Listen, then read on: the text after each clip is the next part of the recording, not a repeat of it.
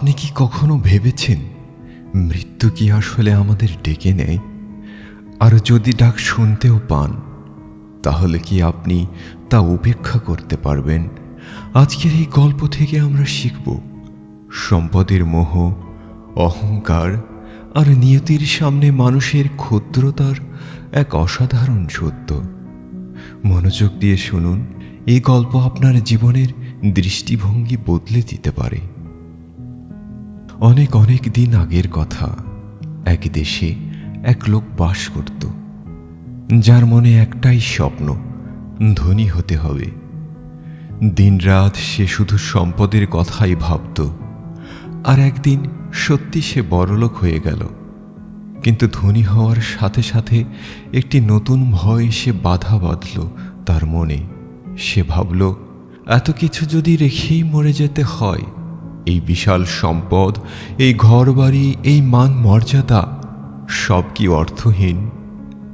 মৃত্যুকে সে ভয় পেত ভীষণ। তাই সে এক অদ্ভুত সিদ্ধান্ত নিল, এমন একটি দেশ খুঁজে বের করতে হবে যেখানে কোনো মৃত্যু নেই। সে স্ত্রীকে বিদায় জানিয়ে বেরিয়ে পড়ল। দেশে দেশে ঘুরতে লাগলো। যেখানেই যেত জিজ্ঞেস করত, এখানে কি মানুষ মরে?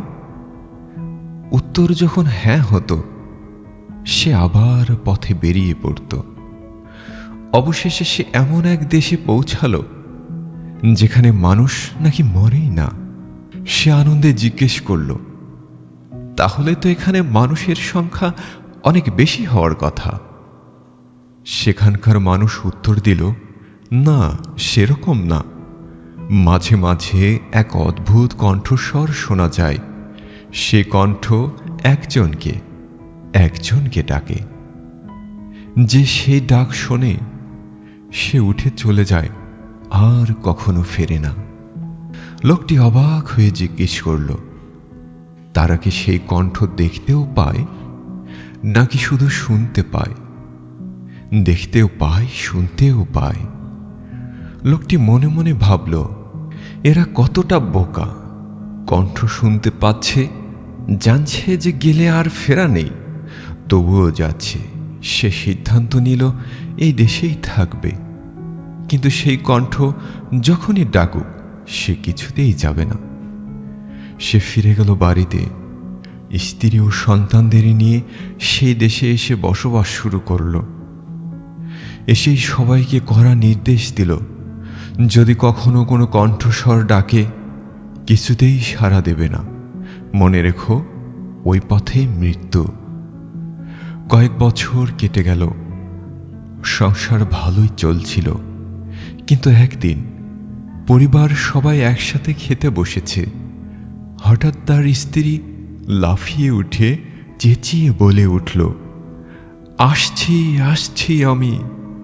সে তার পশমের কোট খুঁজতে লাগল। স্বামী বুঝে গেল কি হচ্ছে। সে দ্রুত স্ত্রী হাত ধরে ফেলল। তুমি কি ভুলে গেছো সেই কণ্ঠ তোমাকে ডাকছে? কিছুতেই যাবে না। স্ত্রী বলল, শুধু একটু দেখে আসি কেন ডাকছে, এক্ষুনি ফিরব। স্বামী দরজা বন্ধ করে দিল। স্ত্রী বলল, ঠিক আছে, থাকব। স্বামী ভাবল, যাক, বুঝতে পেরেছে।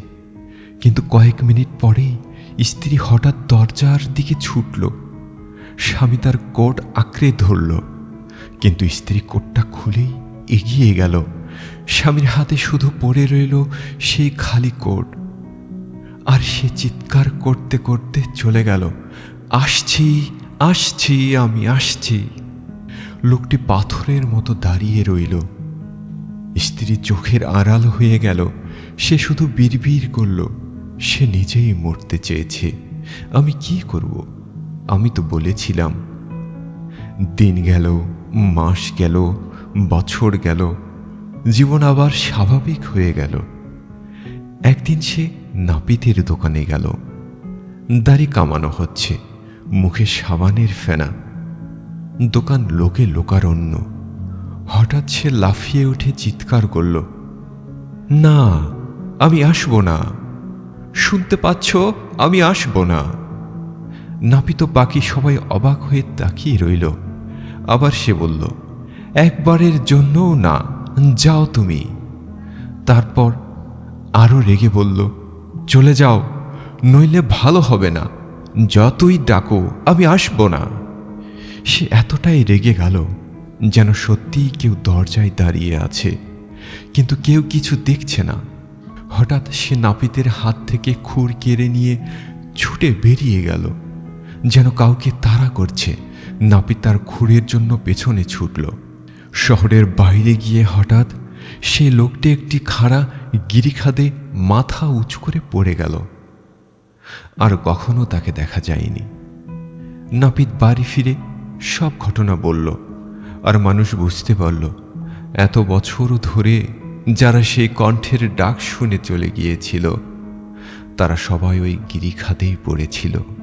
সবাই ছুটে গেল সেই জায়গায় দেখতে, কিন্তু সেখানে কিছু নেই, শুধু এক বিস্তীর্ণ মাঠ, যেন সৃষ্টির প্রথম থেকেই সেখানে আছে। আর সেই দিন থেকে সেই দেশের মানুষও অন্য সব দেশের মানুষের মতো স্বাভাবিকভাবে মরতে শুরু করল।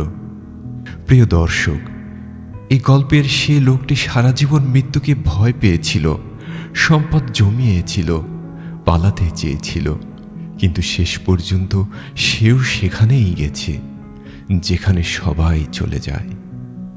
গল্পটি আমাদের শেখায় মৃত্যুকে অস্বীকার করে বেঁচে থাকার কোনো পথ নেই, কিন্তু এর মানে এই নয় যে জীবনটা ভয়ে কাটাতে হবে। বরং এই গল্পের সত্যিকারের শিক্ষা হলো সম্পদ, ক্ষমতা বা অহংকার কোনো কিছুই আপনাকে নিয়তির চেয়ে বড় করে না। আজই ভাবুন, আপনি কি শুধু জমানোর জন্য বাঁচছেন, নাকি সত্যিকার অর্থে জীবনটাকে উপভোগ করছেন? যে সময়টা আপনার হাতে আছে সেটা ভালোবাসার মানুষদের দিন, ভালো কাজে লাগান, মানুষের কল্যাণে ব্যয় করুন, কারণ একদিন সেই কণ্ঠ আপনাকেও ডাকবে। সেদিন কাজে আসবে না কোনো সম্পদ, কোনো ক্ষমতা, কাজে আসবে শুধু আপনার কর্ম, আপনার ভালোবাসা, আপনার মূল্যবোধ। তাই আজ থেকে প্রতিদিনকে শেষ দিনের মতো অর্থবহ করে বাঁচুন, ভয়ে নয়, ভালোবাসায়।